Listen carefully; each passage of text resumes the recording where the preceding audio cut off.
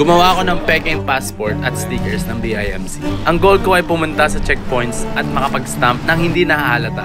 Let me share you guys our journey sa Boss Ironman Challenge at paano namin hinarap ng mga problema.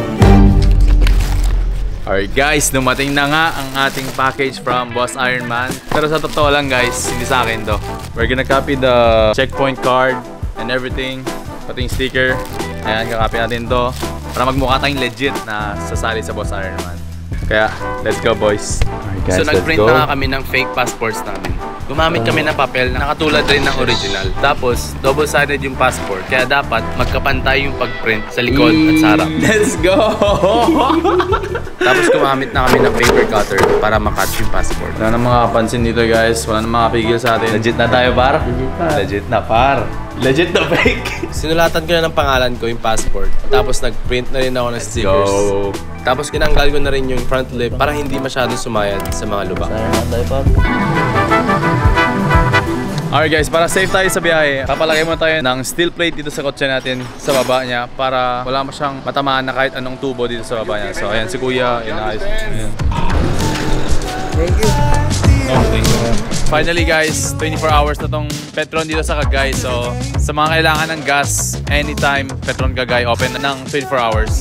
Nantok ka na pre? Oo. Nantok. Tamang tama pre, I got you bro. Yeah. Bro, syempre, ice coffee yan na ano pre, 8 up. Ay, taste mo muna bago. Sarap, solid. Grabe yung taste. Salamat, 8 up. Thanks 8 up, sarap, legit. Kung sarap pre. Gago, solid talaga to. Promise. Legit, ikaw masarap. Legit. Ay, napahalo. Dapat pala dalawa yun. Nakal mo na rin ba pre? I got you bro. May pa sandwich pa sila. Wow. Triple cheese sandwich. Uwit ko. Solid. 8 out, thank you. So, alright, first stop muna natin. Lalo. Hindi tayo pwedeng lalagpas ng lalo na hindi bumibili ng tupig. So, palagi ang bibili dito. Solid yung tupig dito guys. And you can't miss it if nagbibiyahe kayong Cagayan. And after that, nagpatuloy na kami sa destination namin. So, mag-disguise tayo na kasali tayo sa event ng BIMC. Pero hindi tayo kasali. And good thing, dala namin yung banner namin. And ngayon, tinatas-tas na namin yun para makikabit na namin siya dun. And I'm so excited. Abangan nyo guys. Sheesh! So ano nga bang ginagawa namin sa La Union ngayon? Nag-decide ako magpalamig muna sa coldest city ng Pilipinas. Kasi nakatira kami sa hottest city ng Pilipinas, ang Tuguegarao. Tamang-tama, makikisabay ako sa BIMC, nakaparehong ruta sa final destination ko, pauwi sa Tuguegarao. Boss, bomba mo naman boss ah. Bomba check. Yay! Oh. Yay!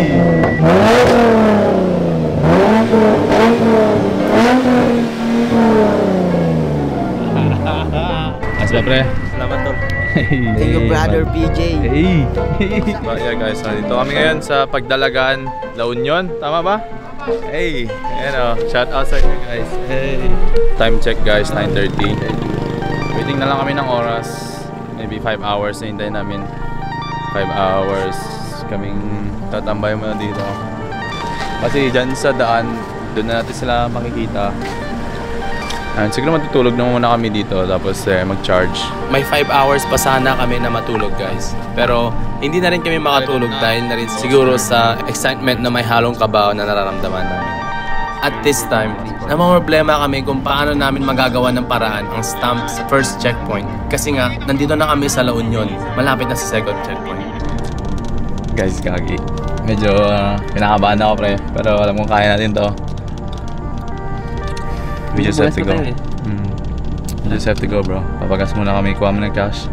Then pagas. And then wait muna kami kahit konti siguro. And then, back na. Let's go. Let's go bro. Quick stop muna kami sa gas station para magpagas. Pero sinalubong tayo ng mga followers ko daw. Guys, legit check naman kung talagang part sila ng Mad Nation. From this gas station, 8 minutes na lang ang layo ang second checkpoint.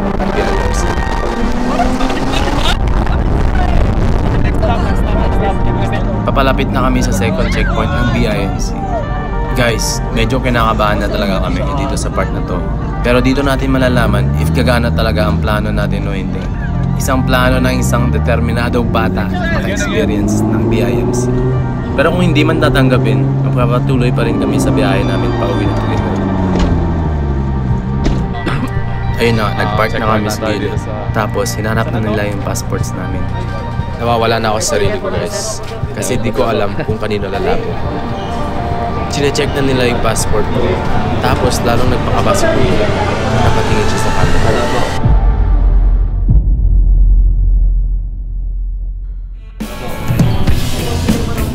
Guys, I can't really explain the feeling habang paalis sa second checkpoint ng BIMC. Basta ang alam ko, para ako naglalaro ng computer games. Ang daming tao sa paligid. This is really making a memory na hindi ko makakalimutan.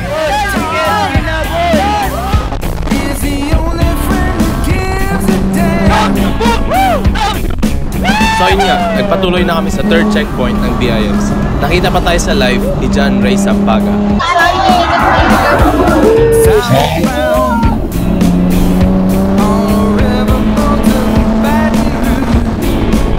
Vegan ang third checkpoint, kung saan parang fiesta ang design ng checkpoint nila dito. Sobrang daming ilaw at banderitas.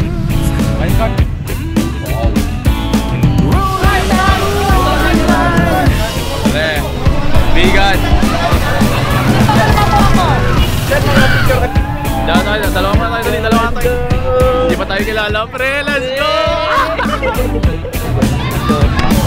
What's up guys? So, dito tayo ngayon sa Vegan na tayo. Bad Nation, alam ko, tulog pa kayo. Pero nasa Vegan na kami.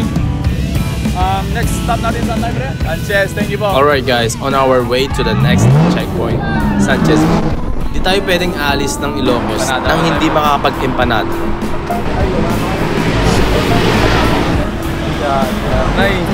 Wala na daw guys. Wala na nga empanada, may problema pang dumating sa amin na nagpa-delay sa biyahe namin. Punta ka dito kaya. Anong? San Nicolas na Robinson sa Alorica. Ayun nga, nag-U-turn ako para mag-empanada sana muna ako dito para mag-chill. Pero yung U-turn na yun iba pa-U-turn na drift. So ayun, biglang nag-lock yung yung steering wheel na and yung power steering niya ating bumigay na.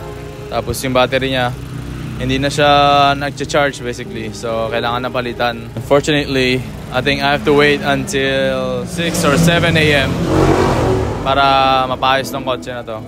So, I don't know. Dito muna tayo, I guess. This world. Sa hindi inaasahan guys, nasiraan ako at hindi ko na naabutan ng ibang fans na naghihintay sa probinsya ng Cagayan. Dahil hindi ko na rin kasi nahabol ang oras sa mga checkpoints.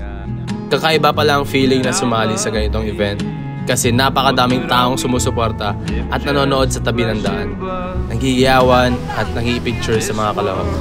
Na-experience namin ang ganitong feeling for 3 hours lang. Pero yung 3 hours na yun ay for lifetime ng memory. Yung batang sa computer games lang nagagawa dati ay na-experience ko na rin in real life. Unti-unti ko na-realize na I'm just an adult fulfilling my childhood dreams. Inside of you and